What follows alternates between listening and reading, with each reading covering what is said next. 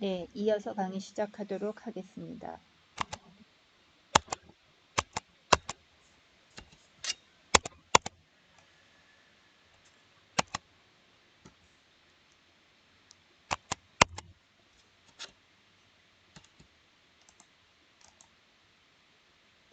네, 저희 건축법 지금 1장부터 10장까지 있는 거 보는 거죠. 또 3장이 넘어갔으니까, 3장은 넘어갔으니까 저희 한번 이거 다시 보도록 할게요. 자, 총칙하고 쭉 봤었죠. 중요하다고 했던 게 뭐였어요? 총칙, 색깔이 좀 약하니까 다시, 네, 1장의 총칙, 5장의 구조 및 재료, 이거 중요하다고 했었죠. 그리고 이쪽은 하지 않는다고 했었고요. 저희 이 중에 지금 오늘 해야 될 거는 어느 정도 중요할까요?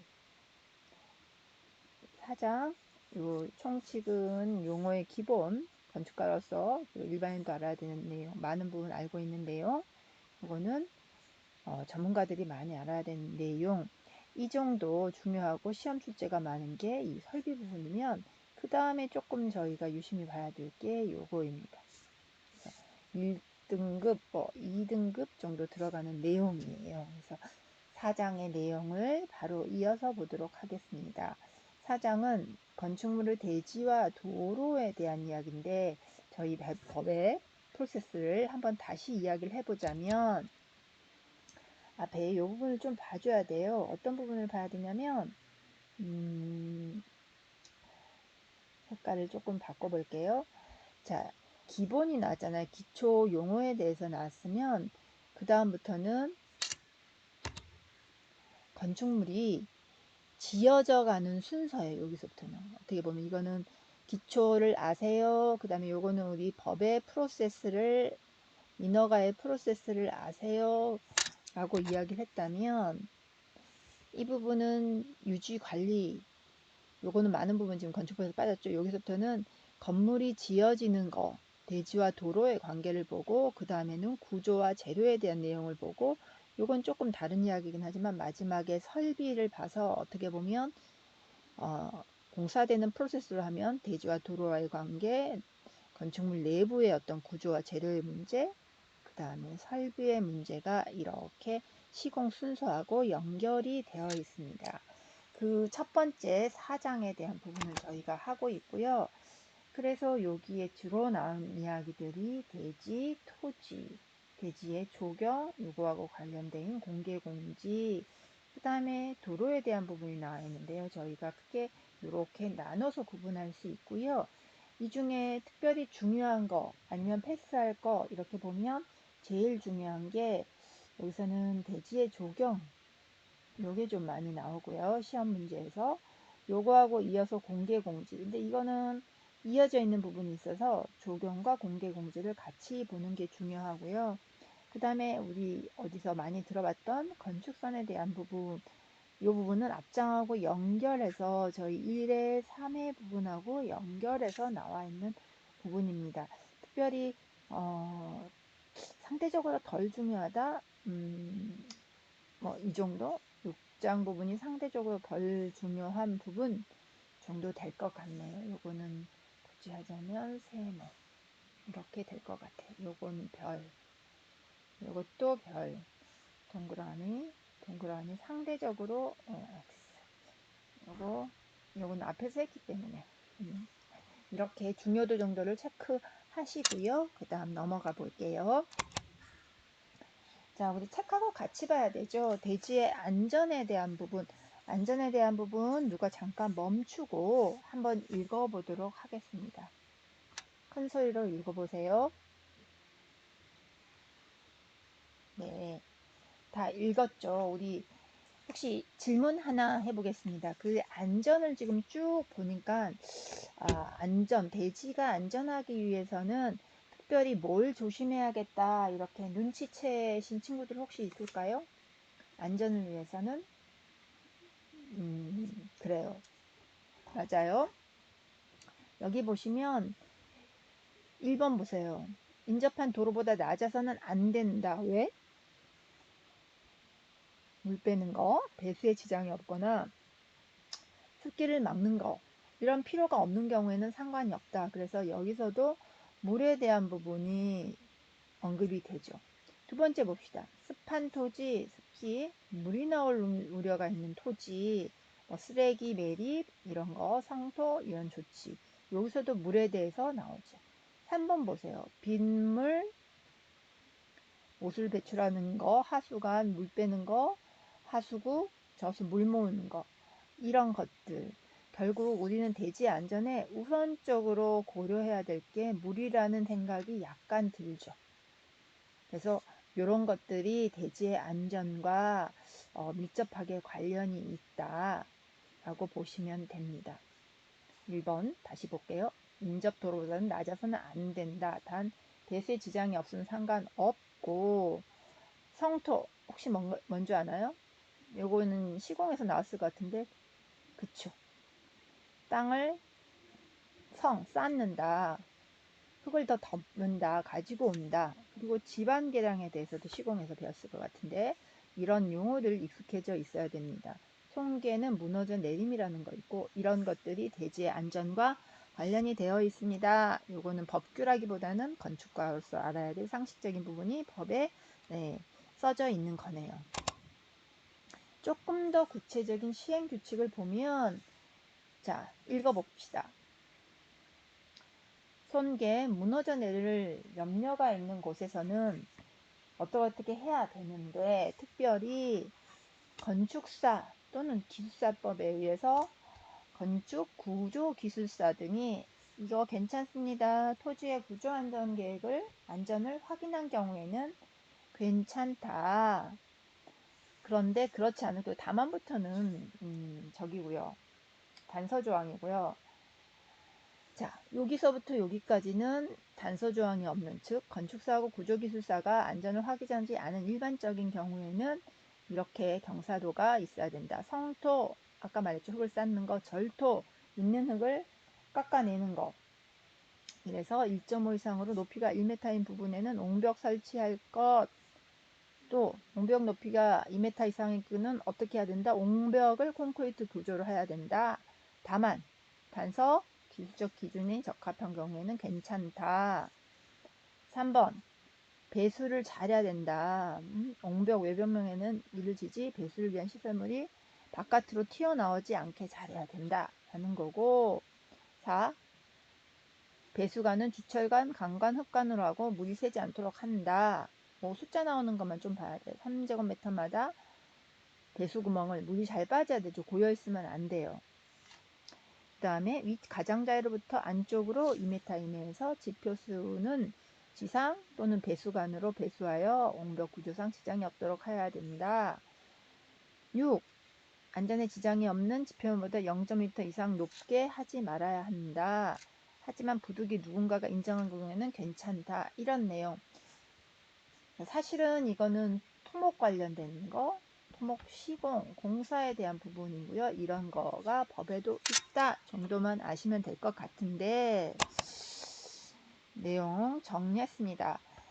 그런데 이제 요게 우리가 이제 산업기사를 생각하게 되면 이런 부분이 관련이 되어 있는 게 일반 구조도 관련이 되어 있고, 시공에서도 관련이 되어 있고, 법에서도 관련이 되어 있기 때문에 혹시 문제, 그러니까 지금 달달달 외울 필요는 없고요. 이런 문제에서 각각 나올 수 있으니 그럴 때마다 한 번 더 확인을 해보자, 이런 내용입니다.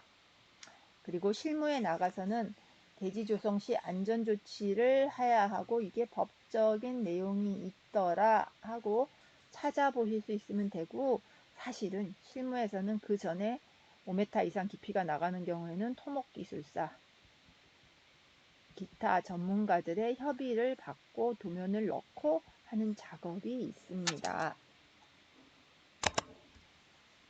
자, 저희 책에도 나와 있을 건데 책 몇 페이지에 나와 있죠? 저희 옹벽에 관한 기술적 기준 제25조 관련해서 한번 책을 봅시다. 너무 책을 안 보니까 그쵸?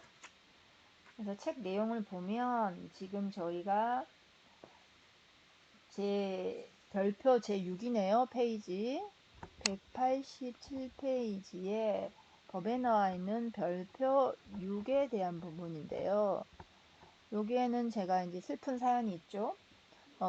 이게 뭐 그닥 중요하지 않을 것 같아서 몇 년 전에 요걸 책에서 뺐어요.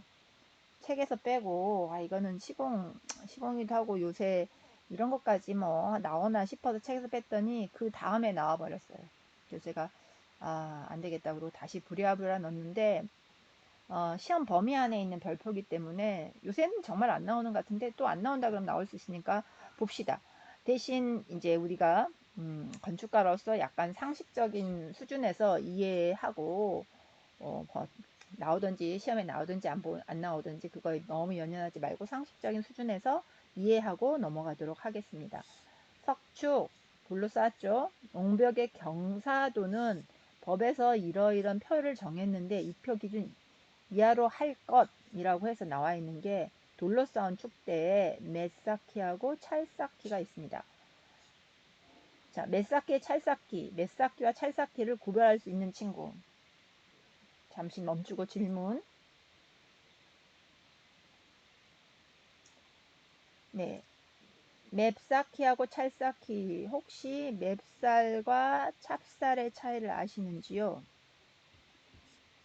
우리가 일반적으로 밥해 먹는 게 맵쌀이고 찹쌀밥 따로 하죠. 이 두 가지의 차이는 뭐예요?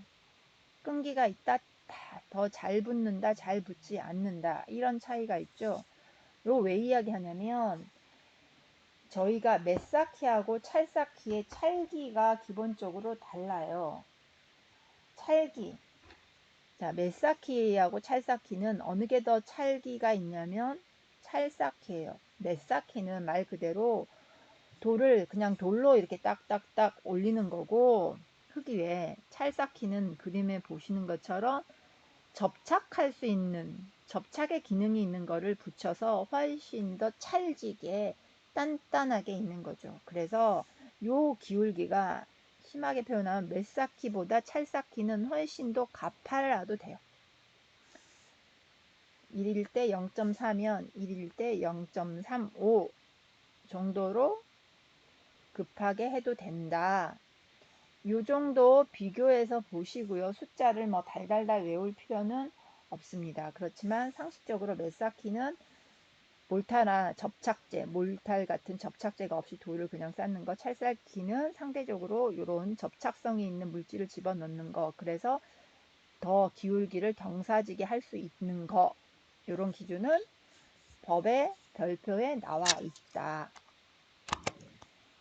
마찬가지 두 번째 항목은 그래서 뒤쪽에는 돌을 채워서 그 두께, 돌의 두께에 대해서도 이렇게 지정하고 있다. 이 정도 이해하시면 될 것 같아요. 3. 요거는 이제 또 시험에 더 쉽게 나오더라고요. 조금 더 광범위한 내용이니까 석축이요. 돌로 쌓은 석축, 옹벽이 있어요. 그 뒤에 건물이 이렇게 있을 때는 최소한 좀 띄워줘라. 단서가 있는 거 빼놓고. 그래서 1층일 때는 요 끝에서 띄우는 거리 1.5m, 2층일 때는 2m, 3층 이상의 경우는 3m 정도를 띄어서 안전을 기해라. 안전하게 건물을 앉혀라. 단 석축 기초관에 관련, 기초가 훨씬 건물의 기초가 더 밑에 있는 경우에는 괜찮다. 이런 내용이 있었어요. 자, 토지 굴착 부분에 대한 거, 이것도 사실은 어떻게 보면 토목이나 시공 쪽에서 나오는 이야기를 법에서 지정하고 있다라고 보시면 될 것 같고요. 그래서 제가 간단하게 파워포인트에서 넘어가고 있습니다. 성토, 절토, 되메우기 하지 않고 안전을 기해야 한다 라는 게 법에도 정해져 있습니다. 저희 책에 보면 이 내용을 조금 제가 정리를 할 건데 혹시 이것도 시공 관련, 시공 쪽에서 일부 나올 수도 있을 것 같고요. 다 안전해야 되고 물에 대해서 안전해야 되고 구조에 흙막이가 필요하다는 거, 그 다음에 숫자가 나와 있는 경우만 좀 봅시다. 나머지는 시공 쪽이랑 같이 이해가 될 거니까 여러분 이해할 수 있을 경우 있을 거고요. 토지 깊이 1.5m 이상 굴착하는 경우에 제한이 있다. 앞에서 잠깐 봤고, 그 다음에 여기 환경보존 조치는 조금 법규에 몇 년 전에 나왔었어요. 막 이 법이 나왔을 때 이것만 좀 봅시다. 우리 책에 있는 내용하고 똑같아요. 책에 있는 내용이 우리 어디 있냐면, 자, 여기 앞에 별표 7에 대해서는 책에 있는 내용 페이지 187쪽에 표가 나와 있고 시공하고 같이 나올 거예요. 이건 시공에서도 한번 보시고요. 그 다음에 환경 보존에 대한 거는 페이지 190페이지에 나와 있습니다. 그래서 일반적인 내용은 1번이나 3번은 아실 것 같고 2번이 조금 모를 것 같아서 제가 그림을 그려놨는데, 높이가 3m가 넘는 경우에는 한꺼번에 하면은 유실이 되고 무너졌을 때 쭈르륵 타고 내려와요. 그래서 중간에 단을 이렇게 쭉 줘야 되고 3m 이내마다 요 단에 얼마나 단을 줄 거나, 단을 형식적으로만 둘 거냐 아니면 유효하게 조금 효과적으로 둘 것이냐 했을 때 요 면적 있죠? 요 비탈면, 요 비탈 면적의 5분의 1, 얘가 15다. 그럼 5분의 1이면 3제곱미터를 여기 이렇게 비탈면에 5분의 1에 해당하는 거를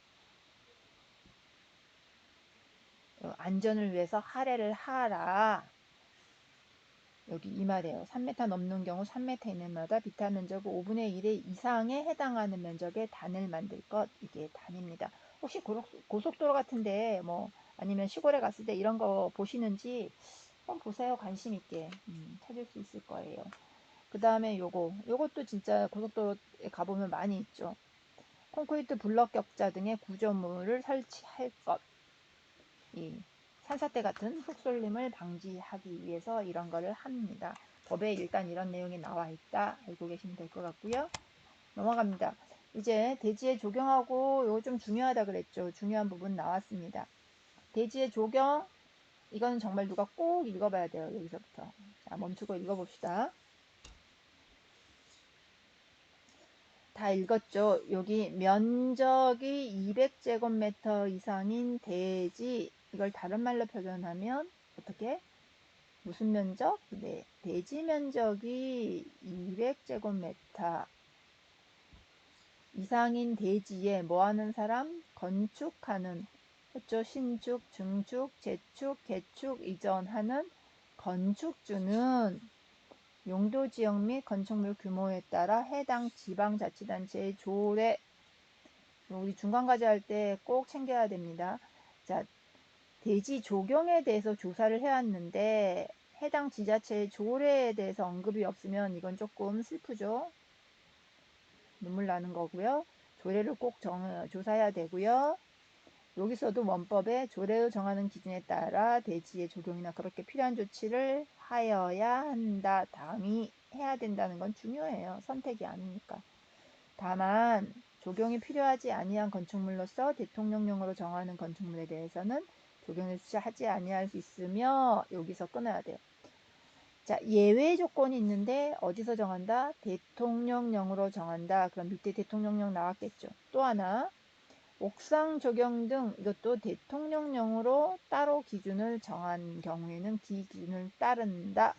여기 몇 가지 중요한 내용이 나왔고 뒤에 자세히 나올 겁니다. 자, 시행령이니까 조금 구체적인 게 나왔죠. 앞에 법 이 법이죠. 건축법 제42조에 따라서 뒤를 보면 단서 조항이었죠. 조경 등의 조치를 아니할 수 있다. 이렇게 되고 시험은 요게 나옵니다. 어떻게? 다음 중 조경 등에 대한 조치를 하지 아니할 수 있는 건축물에 해당하지 않는 것은, 그래서 나오죠. 자, 우리는 어떤 경우가 예외냐? 자연 녹지 지역, 말 그대로 녹지인데 더 강한 자연 녹지에서는 굳이 조경을 할 필요가 없다.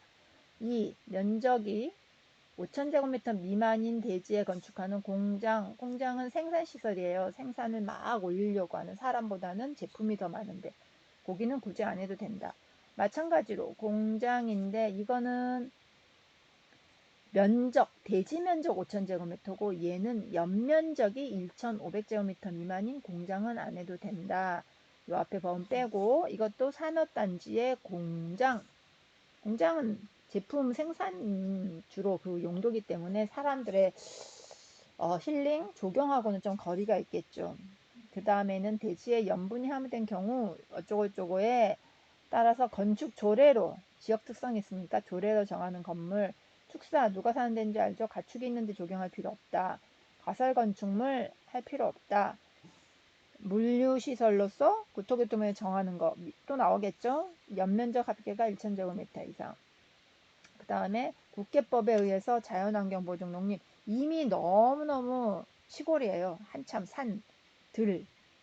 단 지구 단위 계획은 이 시골 중에서도 잘 짓고 반듯하게 건축물이 이 시설이 계획적으로 되어 있는 데라고 생각하면 돼요. 시골이지만 지구 단위 계획은 설계를 잘해서 예쁜 동네를 만들겠다라는 거니까 그것만 제외하고 나머지 아주 산골 거기에서는 굳이 적용을 할 필요 없다. 그 외에 조례로 정하는 건축물 이렇게 나와 있지요. 넘겨보시면 앞에 나왔던 거에 따라서 단서 조건에 의해서 기준이 또 나와 있네요. 더 완화된 기준을 정한 경우에는 그 기준을 따른다. 여기는 건축 조례 넘겼고 다만 이전에 또 나와 있죠. 앞에 공장에 대해서 공장 및 물류시설은